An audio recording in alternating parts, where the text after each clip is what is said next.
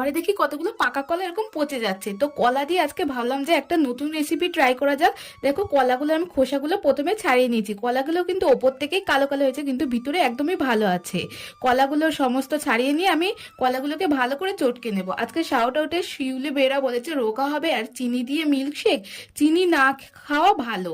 আমি কিন্তু এটা রোগা হওয়ার জন্য বলিনি, যারা বেশি রোগা তাদের জন্য আমি বলেছি, যাতে তারা একটু হলেও হেলদি হয়। দেখো তারপর একে একে আমি দিয়ে দিয়েছি ময়দা, সুজি, চিনি।